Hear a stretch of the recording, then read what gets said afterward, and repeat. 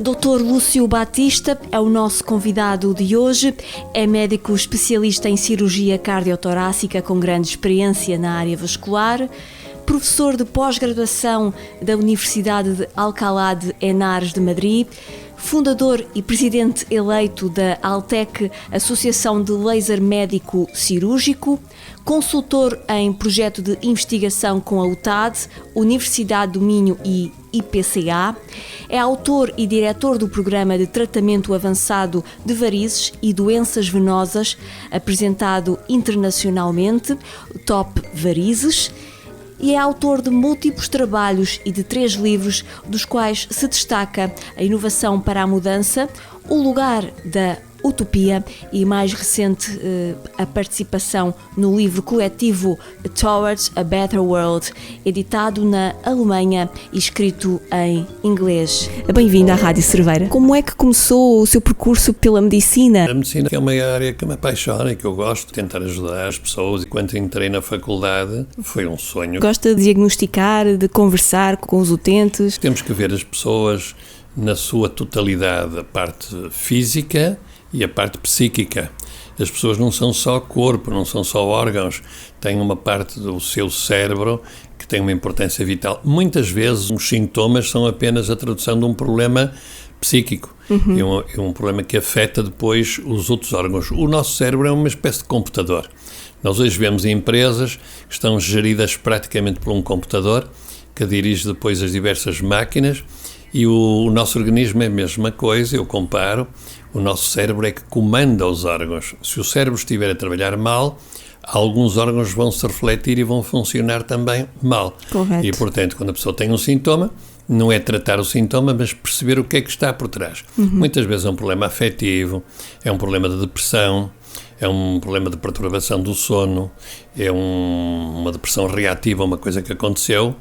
E eu também gostei muito sempre dessa, embora tivesse ido para a área da cirurgia, Exato. Gostei muito da parte da psicologia e da psiquiatria.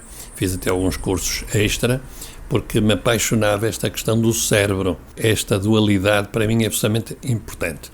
E criar esta relação médico-doente chamada empatia ou ressonância afetiva. O doente torna-se um amigo. E nós tratamos como se fosse um amigo, uma pessoa de família, querendo o melhor para o doente, aquilo que nós podemos ajudar da melhor forma. Depois desenvolveu outras áreas de atividade, complementou ao seu currículo a da área vascular, mas também outras vertentes. Aproveitei todas as oportunidades que me foram surgindo. Eu comecei na área da microbiologia.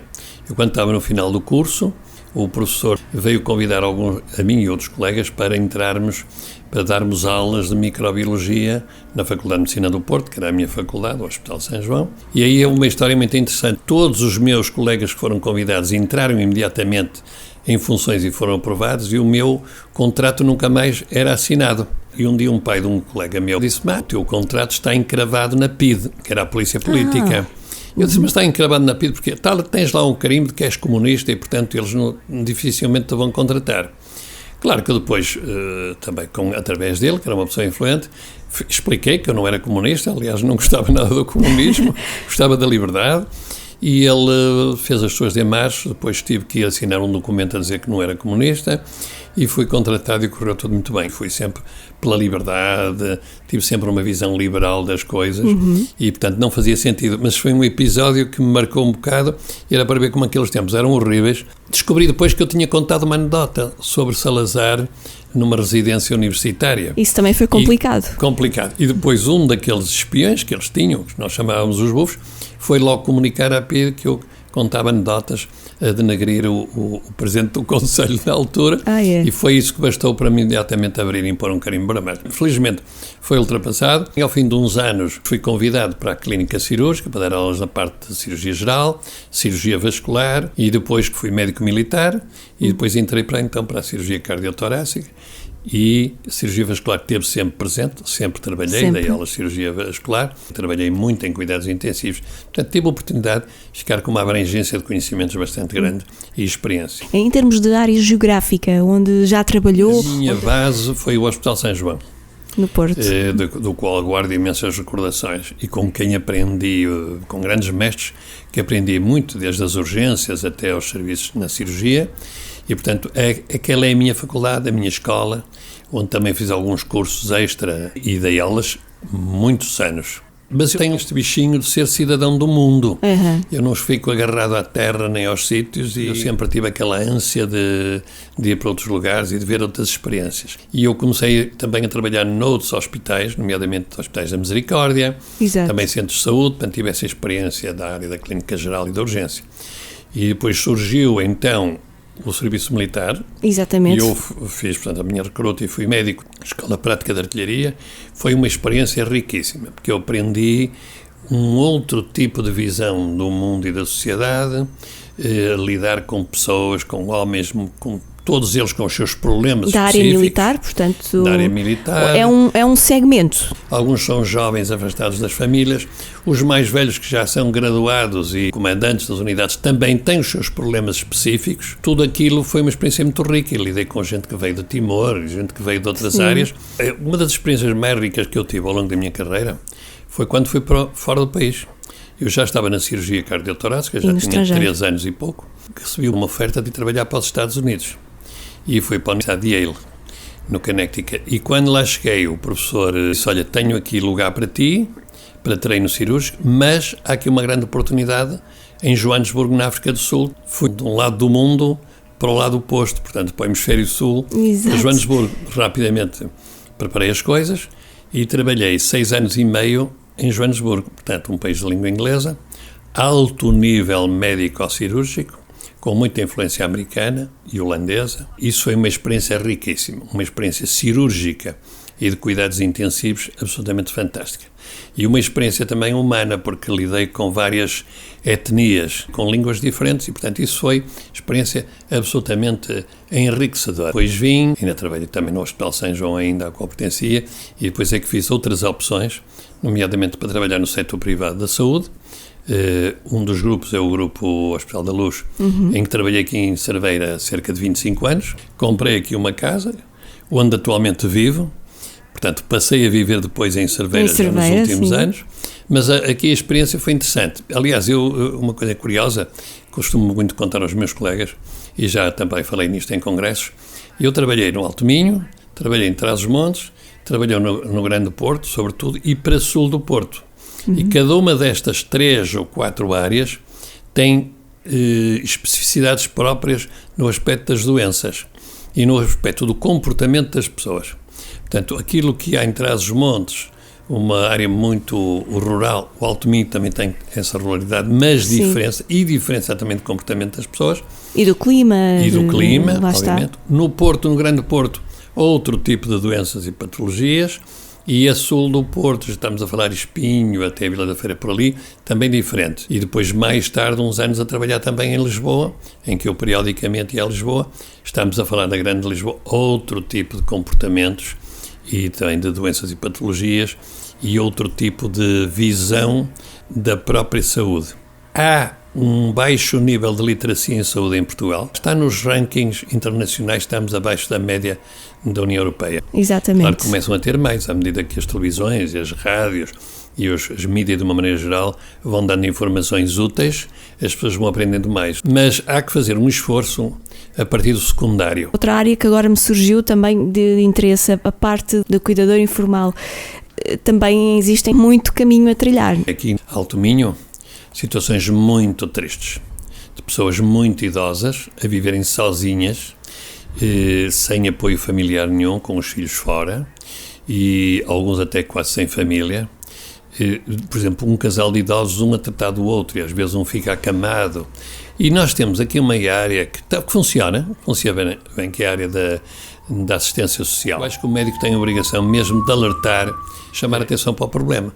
E quando isso se faz, acontecem coisas muito interessantes, porque eles vão à casa das pessoas, fazem um relatório, verificam as condições, e em muitos casos fornecem depois enfermagem, cuidados de higiene, alimentação. Não havia a sinalização, não estava feita qualquer... Não estava feita a sinalização. E isso é o que mais lhe toca diariamente, a sua experiência de campo, que acaba por atingir esta parte da sociologia, estes campos todos, enquanto médico. Eu tive a sorte de trabalhar nestas zonas, porque eu tenho colegas que só trabalharam sempre na cidade e sempre numa instituição, e não têm experiência nem o conhecimento destas áreas.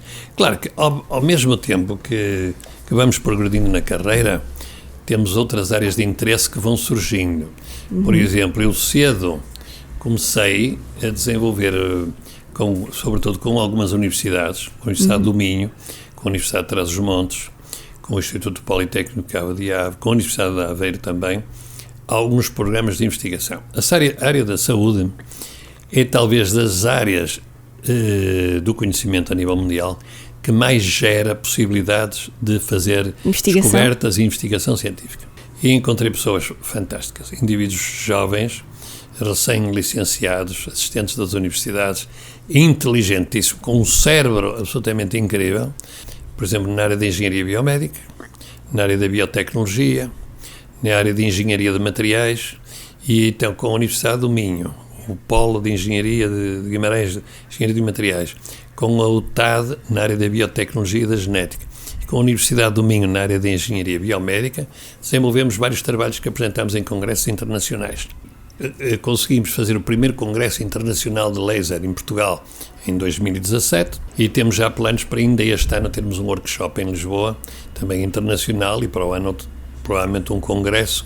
Portanto, é uma experiência internacional muito interessante, com os presidentes e as pessoas dessas associações, da Alemanha, da Grécia, de França, de Espanha, quase todos os países europeus. Exato. E que vieram a Portugal no congresso em 2007, adoraram Portugal e adoraram o congresso que fizemos, que foi uma pedra no charco, porque os congressos normalmente são médicos.